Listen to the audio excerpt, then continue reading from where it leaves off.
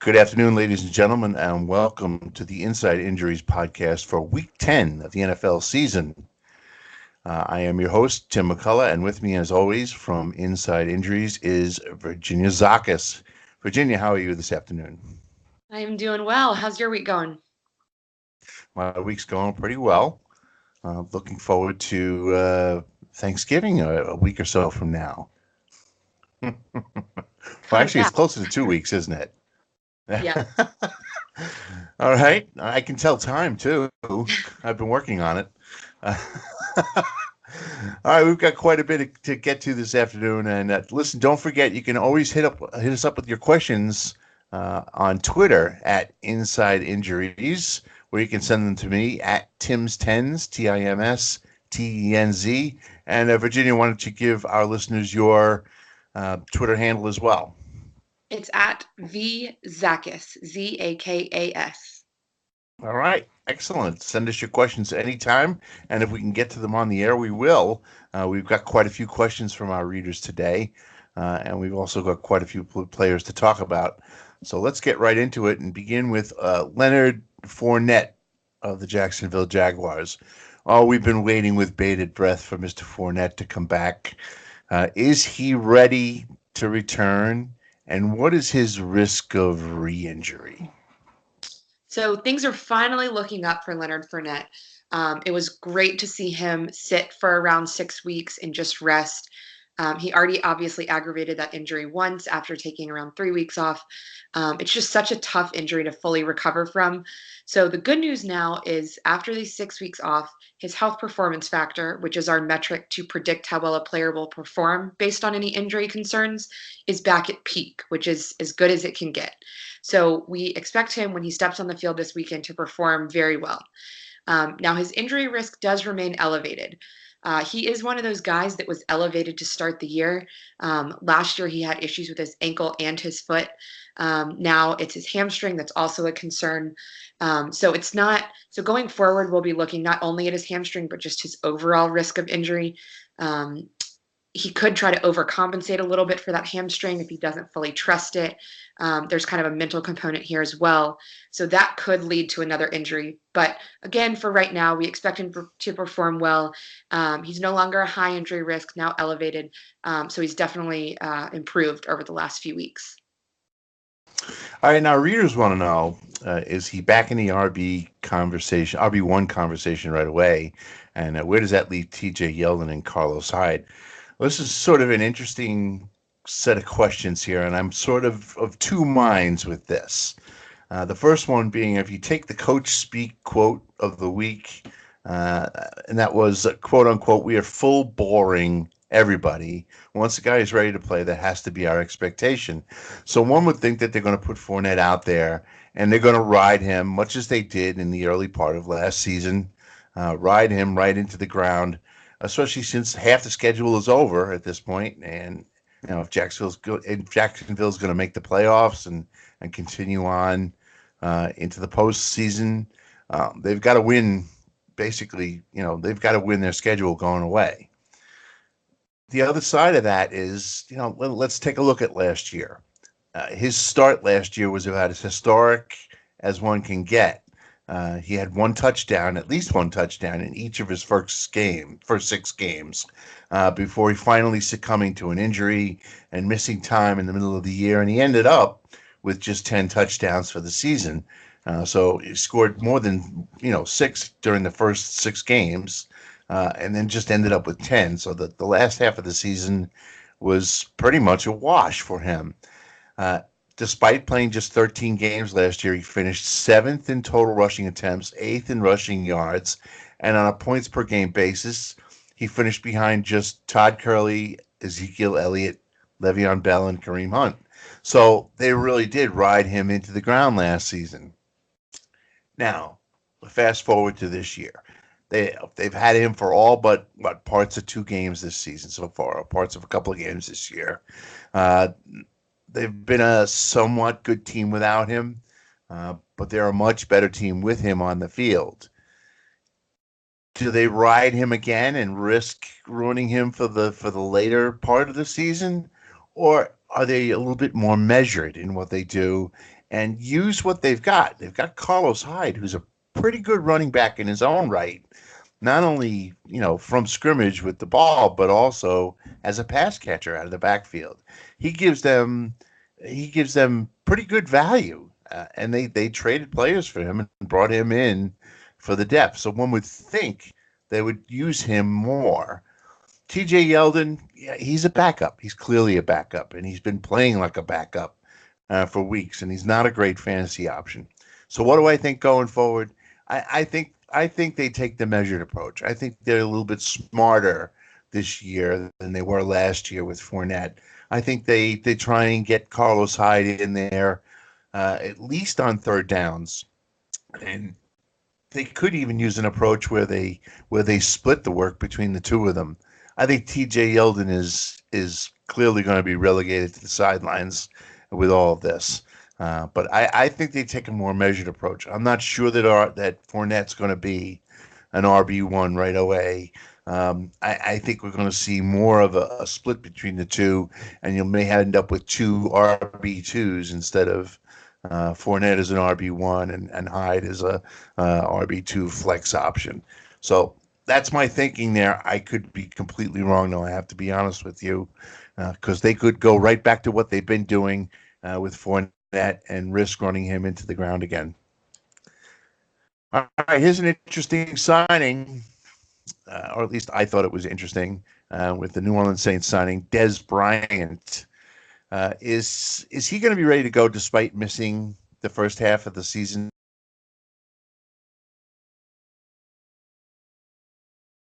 Similar to Josh Gordon returning earlier this year. No matter how hard you work out, how many hours a day you spend trying to get your body ready, nothing really compares to stepping foot on the football field, absorbing contact, participating in practices, and even playing in a game. So I think it sounds like he's done as good of a job as he possibly can. But missing the first half of the season, there's no way he steps on the field and his body is ready to go, which means he is at an increased risk of suffering an injury.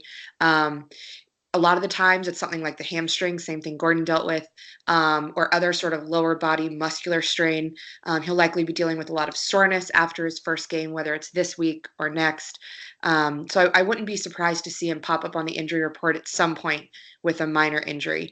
Does that mean he can't play in the next week or two? No, but just there's no way he's 100%. His conditioning is not going to be quite where it needs to be yet either. Yeah, and of course, the first thing our readers want to know is where does he fit in this offense, and what kind of fantasy value is he going to have, short and long term? So I'm going to answer the second question first. What's his fantasy value, short and long term? Short term, I agree with you, Virginia. I think in these first couple of weeks, they're going to have to limit his snaps. He's just not going to have the conditioning ready to jump in there and play 50, 60 snaps per game and be out on the field for 60 minutes. It's just not going to happen. So I think in the early going here, we're going to see his fantasy value very, very limited, I would say, for the first 2 weeks at least. Longer term is a different kind of a question. Now you need to think a little bit about this Saints team and what's been going on with the air game, with the receiving game. In terms of percentage of passing yards, okay, Michael Thomas has accounted for something crazy like 78% or something crazy like that, 78% of the receiving yards, of the passing yards from Drew Brees. So that means that the group of Tre'Quan Smith, Ted Ginn, Meredith, and Austin Carr, they've accounted for just 21.9% of the Saints' passing yards, which is dead last in the league for every single team. There's not one team that's even actually close to that lower percentage among the WR2, 3, 4 depth chart group. If you can't think of that in terms of percentages, let's look at it in terms of volume. Thomas has 880 yards and 5 touchdowns. The group of Smith, Ginn, Meredith, and Carr have totaled just 525 yards and 6 touchdowns. So there's a huge disconnect between the number one receiver on the Saints and the rest of the group. So there's definitely a role for Dez Bryant here. Nobody's asking him to be Michael Smith number 2. He doesn't have to be the number one receiver on the team. Clearly, they've got that. But they need somebody who can step up and be the WR2, get open in some space, maybe take some pressure off of Thomas once in a while. Bryant's not going to draw double coverage away from Thomas, but maybe he can draw one of the better corners away from Thomas on a semi-regular basis and ease the pressure. And if he can get 6, 8, 10 targets per game and pick up 60, 70, 80 yards, he'll be a huge help to this offense. So the potential is there for a great fantasy role. And he can certainly, he's still got the size and strength to be an option in the red zone when they can't get to Thomas. So the potential is there for Bryant, but we're going to have to see how he does in these first couple of weeks with getting his conditioning back, and then we'll have to see how things shake out and whether or not he can be a force on this team. It's a possibility, and I think he's worth picking up and stashing if you've got the space for him. I mean, at the very least, I think he's going to be a flex option. All right, let's move out west to the Seattle Seahawks and talk about their running back situation, which has been one of the bitter jokes of the entire season between Pete Carroll's quirky nature and the injuries, which have been ridiculous for Seattle. We've had a real tough time picking out who the RB1 is on this team. For now, really, it's been Chris Carson. So when are we going to see Carson return, or when should he return, really? And what is his risk of injury going forward? So he's a mess right now. He was already dealing with a hip injury. There were even reports of a groin injury. It's possible those are the same injuries, but either way, not a good injury for a running back.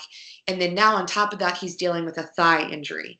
That likely occurred because he was overcompensating for the hip injury. And of course, the hip and thigh are very closely related. So those injuries could even be one and the same. The absolute minimum amount of time he should miss right now is 2 weeks. We were already saying he shouldn't have played last week with that hip injury. And that was actually an aggravation of a previous injury from, I believe, week 4. So he's just very banged up. By playing through these injuries, he's only going to cause more injuries or make the injuries that he already has even worse. His injury risk is very high right now, and he's also in that below average health performance factor category, which tells me that he's not going to be able to play well through these injuries. Not a surprise. Any sort of hip or thigh injury is going to affect his power. It's going to affect his acceleration, cutting, really everything that's crucial for a running back to be successful. So really hoping they sit him this weekend. He's definitely looking more doubtful than questionable at this point. And even if he sits this week, he really should miss at least another week to get healthy. All right, and of course, our readers want to know, if it's not going to be Chris Carson, who's the guy really to start in this offense. There's no question to me that at running back, it's Mike Davis. Mike Davis is the guy that you definitely want to have in there at running back. He's the sort of running back with the more usage he gets, the better he is. And we've sort of seen that in the games where he's gotten more use, where he's gotten more carries. His per rush average has gone up. For instance, in week 4 against Arizona, he got 21 carries, ended up with 101 yards, which was 4.8 yards per carry. Same thing the following week against the Rams, he got a dozen carries in that game at 5.7 yards per carry. And even last week, he ended up with 62 yards on 15 carries for 4.1 yards per carry. When he's gotten fewer carries, his per carry yardage has gone down. So I like Davis. I think I'd have him in there for sure. I'm not so sure he's an RB1, but I would definitely have him in there. He can bring RB2 value, and he's got some RB1 upside for sure. I like Rashad Penny too, and if something does happen to Davis, I think Penny can be a decent fantasy option. We haven't seen all that much of Penny this season. Of course, he's been dealing with some injuries on and off at times. I think it's possible that if Davis gets hurt, that Penny will get a chance to be the RB1 there if Carson isn't back yet. The rest of the depth chart at running back, I mean, they've got CJ Prosise, who just hasn't shown anything. And then, everybody else is sort of finished for the season anyway. So um, it's a tough call, but I think Davis is the guy that you want to have. There's no question about it there. As far as the receivers go and that group, that's gotten to be an even tougher call. Baldwin still hasn't shown that he's fully healthy and can put up the kind of numbers that we expect from him. And the rest of the receiver group has really been kind of meh. Nothing really to get excited about. You got to stick with the ground game when it comes to Seattle. So Mike Davis is really the only guy I'd want to have in there. That's it, as far as that goes. All right, moving along. It seems like we talk about this guy just about every week, but we've got to bring him up again because people are asking. They want to know. Sony Michel, are we going to see him back in week 11? And what kind of concerns should we have going forward related to his knee? So, barring any sort of a setback this week, it does look like he's on track to return week 10. That is 1 week shy of our optimal recovery time, which was set at 4 weeks when he originally got hurt. So, there's still some concern here. And of course, he has that history of left knee injury. So, it's one of those situations. If he can make it through this week without a setback, he should be okay. But the long-term concern is related to all of the injuries to his left knee, which includes a torn ACL, arthroscopic surgery earlier this summer, multiple sprains. There's likely chronic degenerative cartilage issues in his knee that really are never going to get resolved, even with surgery, just because of how many problems he's had. So really the concern, as long as he makes it through the next week, is just this knee could flare up at any moment. And there's really nothing he can do, no matter how much strengthening and rehab and rest that he can do to really get back to 100%. So I think if he steps foot on the field this weekend, his health performance factor is above average. So our algorithm is saying that he should play pretty well. But there's just so much long-term concern here that he's someone you always have to have a backup plan for him. And it's never really going to be a surprise if he goes down with a knee injury or another related injury. All right, and of course, our readers want to know what's the value of White and Michel going forward if they're both healthy. Clearly, Michel is the guy who's going to get it done on the ground. He's going to be the bell cow. He's going to work on first and second down, and of course, there'll be entire packages, first, second, and third down, where Michel will get the ball, even as a pass catcher out of the backfield. But his primary value is going to be on the ground, and in standard fantasy leagues, that's where he's going to have the most value. As far as White's concerned, he's the pass catcher. He's the guy who catches the ball out of the backfield for the Patriots, moves the chains on third down. Yes, he can occasionally run it in for them, inside the 5. And he will also get hit a few carries every week to sort of spell Michel. They're going to want to split the load between the two of them as much as they possibly can.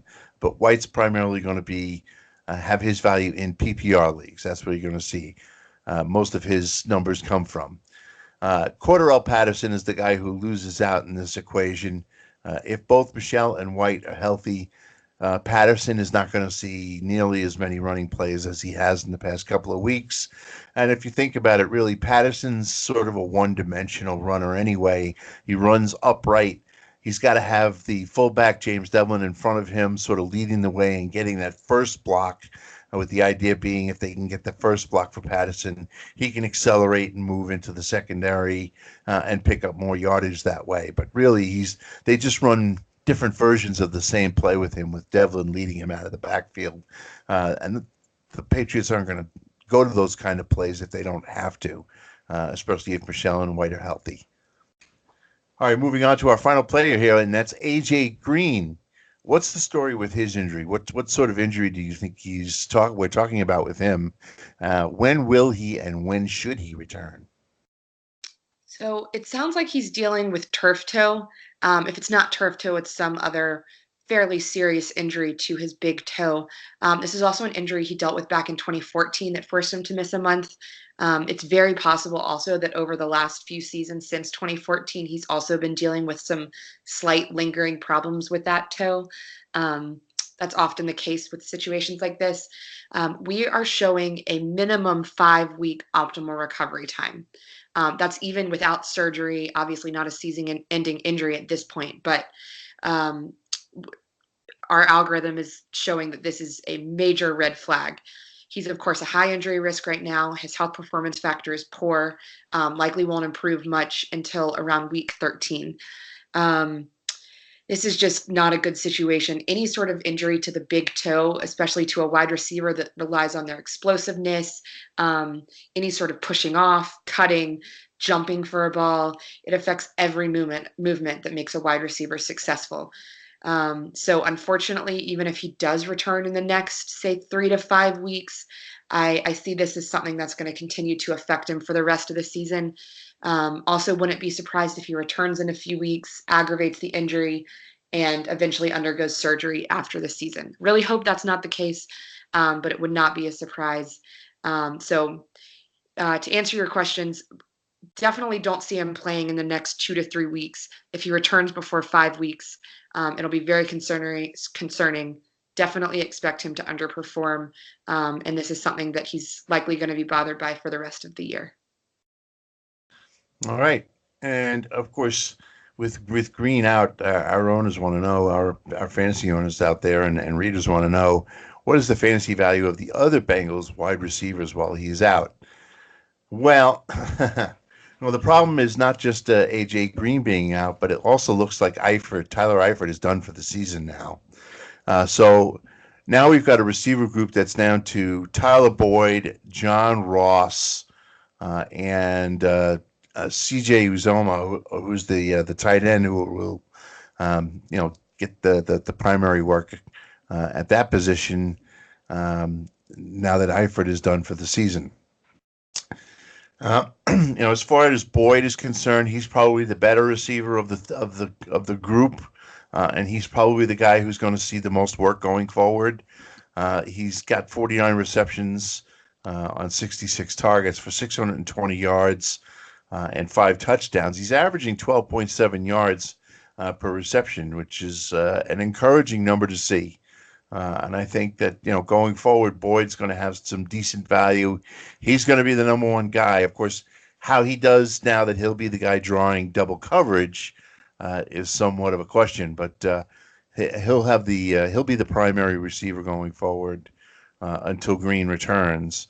I like Ross. He's a decent receiver, but he's still very young, very raw. Got a long way to go. I'm not sure that I would rely on him on a fantasy for fantasy basis at all going forward. Not the kind of guy that I like. At best, he's probably going to be a what the heck kind of flex option going forward. I wouldn't put any more on him than that. And as far as Uzoma goes, he's actually done a pretty good job. He's been a pretty decent receiver in terms of efficiency. He's made 17 receptions on 23 targets for 184 yards and 2 touchdowns. He will probably start to see a lot more red zone work going forward. Given his size, he's 6'5", 265 pounds. So he can fight for those jump balls in the end zone there, and I think you'll probably start to see him get involved in the red zone a lot more. But as far as being a fantasy option goes, he's going to be somewhat touchdown reliant. He doesn't pick up a lot of yards in any given week.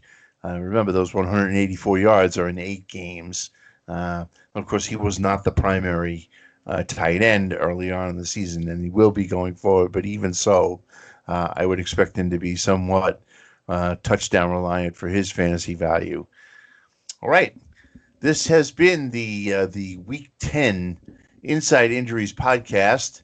I'm Tim McCullough, and with me has been Virginia Zakis.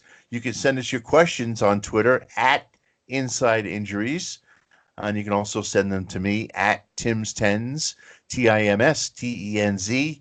And Virginia, why don't you give us your Twitter handle one more time? At Virginia Zakas, Zakas.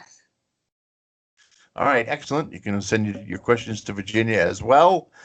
Be sure to check us out at InsideInjuries.com. Don't make your lineups for Week 10 without checking with us at InsideInjuries.com, where you get the inside edge on injuries around the NFL, as well as the NBA and other professional leagues throughout the year. All right, Virginia, have a great week. Thanks a lot.